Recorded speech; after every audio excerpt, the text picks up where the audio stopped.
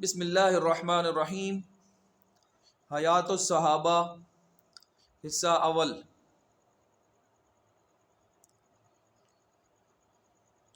نبی کریم صلی اللہ علیہ وسلم کی اطاعت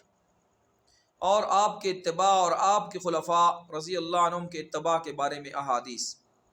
حضرت ابو ہریرہ رضی اللہ عنہ حضور اقدس صلی اللہ علیہ وسلم کا ارشاد نقل فرماتے ہیں، جس نے میری اطاعت کی اس نے اللہ کی اطاعت کی، جس نے میری نافرمانی کی اس نے اللہ کی نافرمانی کی، جس نے میرے امیر کی اطاعت کی اس نے میری اطاعت کی، جس نے میرے امیر کی نافرمانی کی اس نے میری نافرمانی کی۔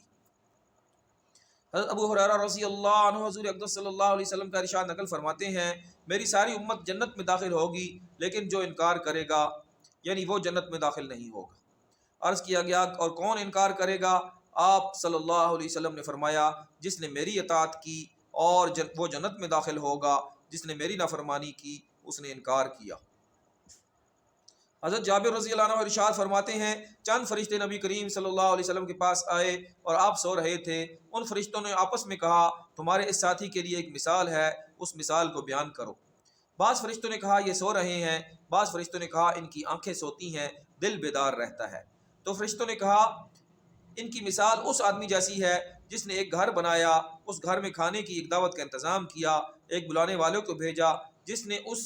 بلانے والے کی بات مانی وہ گھر میں داخل ہوا اور اس دعوت میں سے کھایا، جس نے اس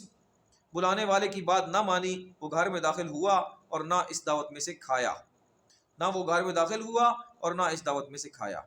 پھر فرشتوں نے کہا اس مثال کا مطلب ان کے سامنے بیان کرو تاکہ یہ سمجھ جائیں۔ اس پر بعض فرشتوں نے کہا یہ تو سو رہے ہیں، اور بعض نے کہا ان کی آنکھیں سوتی ہیں اور دل بیدار رہتا ہے۔ تب فرشتوں نے یہ مطلب بیان کیا کہ وہ گھر جنت ہے اور بلانے والے محمد صلی اللہ علیہ وسلم ہیں، لہذا جس نے محمد صلی اللہ علیہ وسلم کی اطاعت کی اس نے اللہ کی اطاعت کی، جس نے محمد صلی اللہ علیہ وسلم کی نافرمانی کی اس نے اللہ کی نافرمانی کی، اور محمد صلی اللہ علیہ وسلم کی وجہ سے لوگوں کی دو قسمیں ہو گئی، جس نے آپ کی مانی اس نے اللہ کی مانی اور جنت میں جائے گا، جس نے آپ صلی اللہ علیہ وسلم کی نہ مانی اس نے اللہ کی نہ مانی وہ جنت میں نہیں جائے گا۔ حضرت ابو موسیٰ رضی اللہ عنہ حضور اقدس صلی اللہ علیہ وسلم کا ارشاد نقل کرتے ہیں، میری اور اس دین کی مثال جس کو دے کر اللہ تعالیٰ نے مجھے بھیجا ہے اس آدمی جیسی ہے جو اپنی قوم کے پاس آیا اور کہا، اے میری قوم، میں نے اپنی آنکھوں سے یعنی دشمن کے بڑے لشکر کو تمہاری طرف آتے ہوئے دیکھا، میں تم کو بے غرض ہو کر ڈرا رہا ہوں، لہذا یہاں سے بھاگنے میں جلدی کرو، جلدی کرو۔ چنانچہ اس کی قوم میں سے کچھ لوگوں نے اس کی بات مان لی اور سرے شام چل دیے اور آرام سے چلتے رہے اور وہ تو بچ گئے، اور اس قوم میں سے کچھ لوگوں نے اسے جھوٹا سمجھا اور وہیں ٹھہرے رہے، تو دشمن کے لشکر نے ان پر صبح صبح حملہ کر کے ہلاک کر دیا اور ان کو بالکل ختم کر دیا۔ یہ مثال ہے ان لوگوں کی جنہوں نے میری بات مانی اور جو دین حق میں لے کر آیا اس پر عمل کیا، اور ان لوگوں کی جنہوں نے میری نافرمانی کی اور جو دین حق میں لے کر آیا اس کو جھٹلایا۔ حضرت عبداللہ بن عمرو رضی اللہ عنہما حضور اقدس صلی اللہ علیہ وسلم کا ارشاد نقل فرماتے ہیں، جو کچھ بنی اسرائیل پر آیا وہ سب کچھ میری امت پر ضرور آئے گا، اور دونوں میں ایسی مماثلت ہوگی جیسا کہ دونوں جوتے ایک دوسرے کے برابر کیے جاتے ہیں، یہاں تک کہ اگر بنی اسرائیل میں سے کسی نے اپنی ماں کے ساتھ کھلم کھلا زنا کیا ہوگا تو میری امت میں بھی ایسا شخص ہوگا جو اس کام کو کرے گا، اور بنی اسرائیل 72 فرقوں میں تقسیم ہو گئے تھے، میری امت 73 فرقوں میں تقسیم ہو جائے گی، اور ایک فرقہ کے علاوہ باقی تمام فرقے جہنم میں جائیں گے۔ صحابہ نے عرض کیا یا رسول اللہ وہ ایک فرقہ کون سا ہوگا؟ آپ نے فرمایا جو اس راستے پر چلے جس پر میں اور میرے صحابہ ہیں رضی اللہ عنہ اجمعین۔ حضرت ارباز بن ساریہ رضی اللہ عنہ فرماتے ہیں، ایک دن حضور اقدس صلی اللہ علیہ وسلم نے ہمیں نماز پڑھائی، پھر اپنے چہرہ انور کے ساتھ ہم لوگوں کی طرف متوجہ ہوئے اور ایسا مؤثر واعظ بیان کیا جس سے آنکھوں سے آنسو جاری ہو گئے اور دل کانپ گئے۔ ایک شخص نے عرض کیا یا رسول اللہ،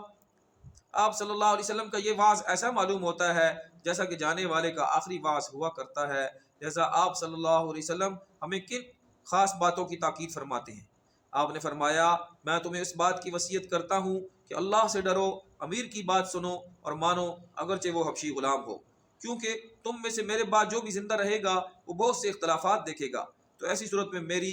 اور ہدایت یافتہ خلفائے راشدین کی سنت پر عمل کرتے رہنا اور اسے تھامے رکھنا اور دانتوں سے مضبوطی سے پکڑے رکھنا اور نئی نئی باتوں سے بچنا، کیونکہ ہر نئی بات بدعت ہے اور ہر بدعت گمراہی ہے۔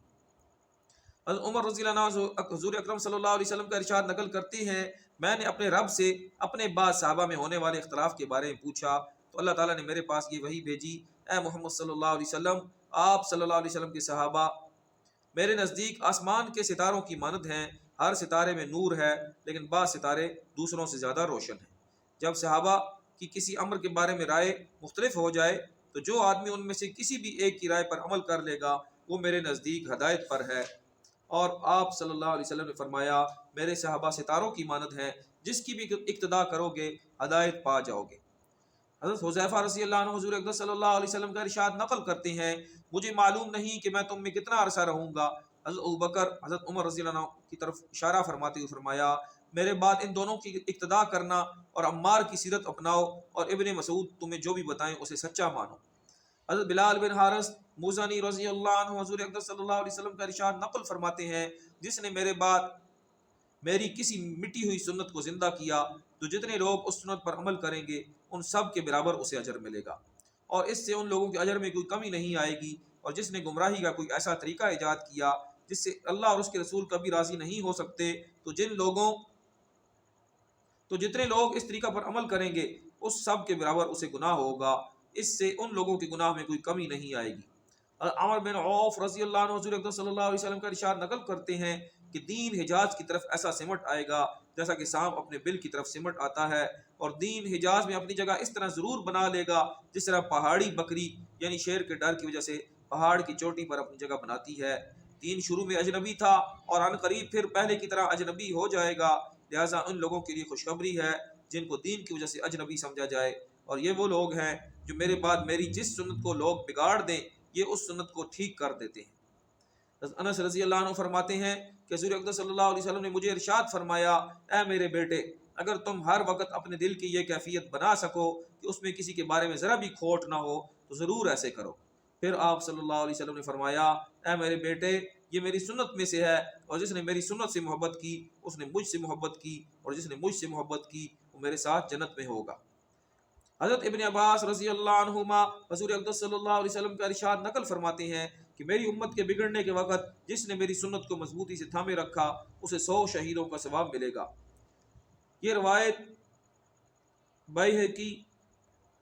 کی ہے، اور طبرانی میں یہ روایت حضرت ابو ہریرہ رضی اللہ عنہ سے مروی ہے، اور اس میں یہ ہے کہ اسے 1 شہید کا ثواب ملے گا۔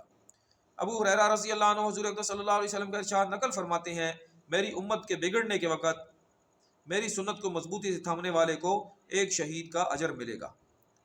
ابو ہریرہ رضی اللہ عنہ حضور اقدس صلی اللہ علیہ وسلم کا ارشاد نقل فرماتے ہیں، میری امت کے اختلاف کے وقت میری سنت کو مضبوطی سے تھامنے والا ہاتھ میں چنگاری لینے والے کی طرح ہوگا۔